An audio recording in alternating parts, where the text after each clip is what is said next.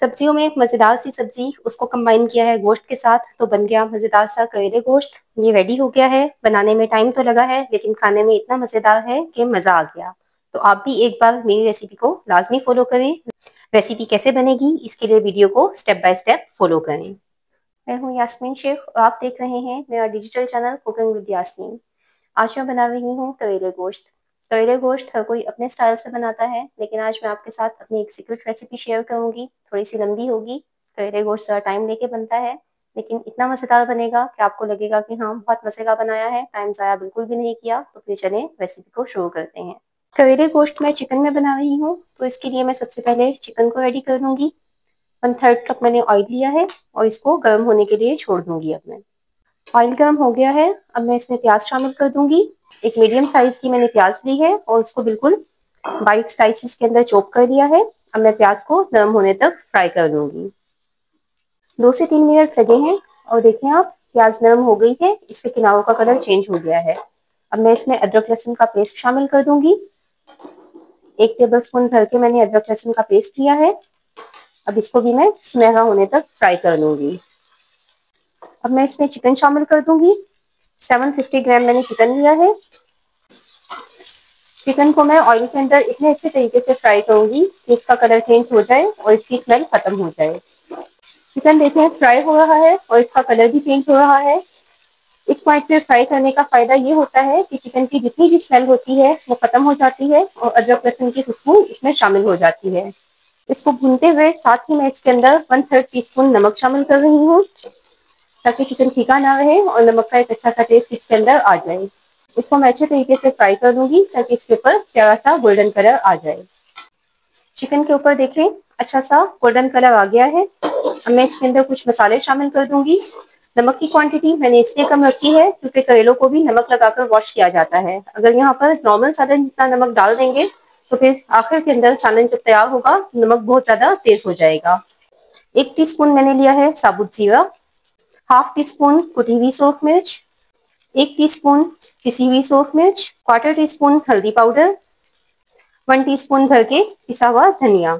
यहाँ पर मैं इसके अंदर थोड़ा सा पानी शामिल करूंगी, अंदाजे के हिसाब से 2 से 3 टेबल स्पून। मसालों को एक बार अच्छे से मिक्स कर रही हूँ। अब मैं मसालों को फ्राई कर लूंगी। अच्छा, पानी यहाँ पे इसलिए शामिल किया है क्योंकि अगर ऐसी पोजीशन हो कि सालन में सिर्फ ऑयल हो, पानी ना हो, तो आप अगर डायरेक्ट मसाले डालेंगे तो वो जल जाएंगे। इसलिए अगर सालन में सिर्फ ऑयल हो, पानी ना हो बिल्कुल भी, तो आपने पानी लाजमी शामिल कर देना है। 1 से 2 मिनट ही लगेंगे और मसाले मुकम्मल तौर पर भुन जाएंगे। मसाले देखिए मुकम्मल तौर पर फ्राई हो गए हैं और इनका एक अच्छा सा कलर आ गया है। अब यहाँ पे मैं इसके अंदर टमाटर शामिल कर दूंगी। 3 मीडियम साइज के मैंने टमाटर लिए हैं और उनको बिल्कुल बारीक स्लाइसिस के अंदर कट कर दिया है। टमाटर को एक बार मिक्स कर रही हूँ। अब चिकन को गलाना भी है तो मैं इसके अंदर पानी शामिल कर दूंगी। 1/2 कप मैं इसके अंदर पानी डाल दूंगी और मीडियम फ्लेम पे इसको कवर करके 10 मिनट के लिए छोड़ दूंगी ताकि चिकन मुकम्मल तौर पर गल जाए। गोश्त को मैंने दूसरे चूल्हे पे रख दिया है। इस बर्नर पे मैंने एक फ्राइंग पैन रखा है जिसके अंदर 4 टेबलस्पून ऑयल शामिल किया है। अब मैं इसके अंदर करेले शामिल कर दूंगी। करेले मैंने 750 ग्राम लिए हैं और इनको गोल स्लाइसिस के अंदर कट कर लिया है। आपको पसंद हो तो फिर आप इनको लंबाई के ऊपर भी कट कर सकते हैं। करेलों को मैं फ्राई कर लूंगी। कुछ लोग करेलों को बहुत हल्का फ्राई करते हैं तो उनका ग्रीन कलर भी चेंज नहीं होता, और कुछ लोग इतना ज्यादा फ्राई करते हैं कि वो ब्राउन हो जाते हैं। मैं मीडियम फ्राई करूंगी ताकि इसका ग्रीन कलर भी चेंज हो जाए और बहुत ज्यादा ब्राउन ना हो। अच्छा, इसके बीज मैंने नहीं हटाए हैं। करेले का बीज खाने में मुझे बहुत पसंद है, इसलिए मैंने जब भी करेले बनाती हूँ तो बीजों को लाजमी साथ ही शामिल कर देती हूँ। करेले बनाते हुए एक और ट्रिकी प्रॉब्लम ये आता है कि ये कड़वे होते हैं, तो इनकी कड़वाहट को दूर करने के लिए एक स्पेशल टिप है जो मैं आपके साथ आज शेयर कर रही हूँ। जब आप करेलों को कटिंग कर लें तो फिर उसके बाद उनको वॉश करने से पहले नमक लगाना है और नमक लगा के आधे घंटे के लिए छोड़ देना है। आधे घंटे बाद आप करेलों को इतना ज्यादा मसलेंगे कि उनके अंदर से झाग बनना शुरू हो जाए।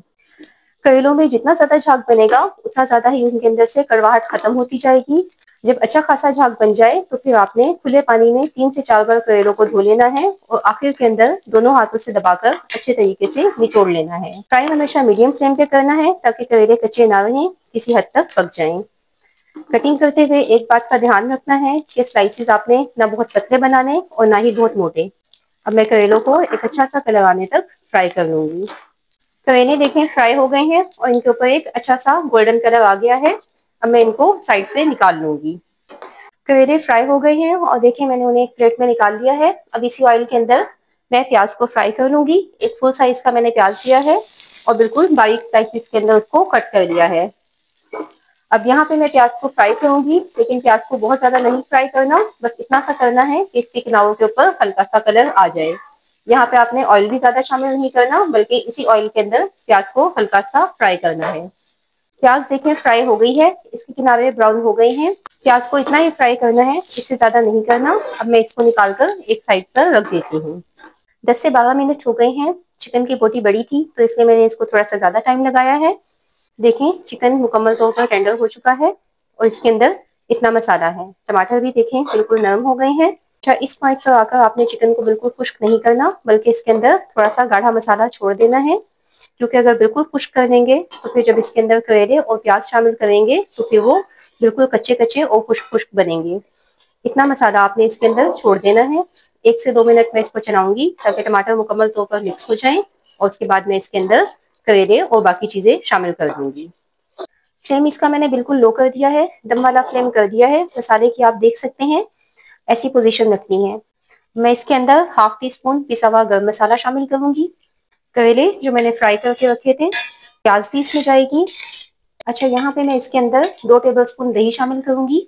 दही इसलिए डाली जाती है क्योंकि करेले बिल्कुल नरम बन जाएं। अगर आप दही नहीं डालेंगे तो करेले थोड़े से सख्त और करेले बन जाने का चांस होता है। 3 मैंने हरी मिर्चें ली हैं और उनको लंबाई के ऊपर कट लगा दिया है। अब मैं तमाम चीजों को एक बार मिक्स करूंगी। प्याज और करेले को मैंने अच्छे से दही और चिकन के साथ मिक्स कर दिया है। अब मैं इसको कवर करके 5 मिनट के लिए दम वाली आग पर रख दूंगी ताकि करेले मुकम्मल तौर पर गल जाएं और तमाम मसाला और खुशबू अच्छे तरीके से चिकन और करेलों में मिक्स हो जाए। 5 मिनट हो गए हैं। अब मैं फ्लेम को ऑफ कर रही हूँ। ये मजेदार से खुश शक्ल से करेले अब मैं आपको डिश आउट करके दिखाती हूँ। ये खुश शक्ल से करेले गोश्त बनकर तैयार हो गए हैं। इसको आप पराठा या चपाती के साथ सर्व करें। मजेदार से करेले गोश्त तैयार हो गए हैं। आप भी बना के ट्राई करें और रेसिपी कैसी लगी कमेंट्स में आके अपना फीडबैक दें।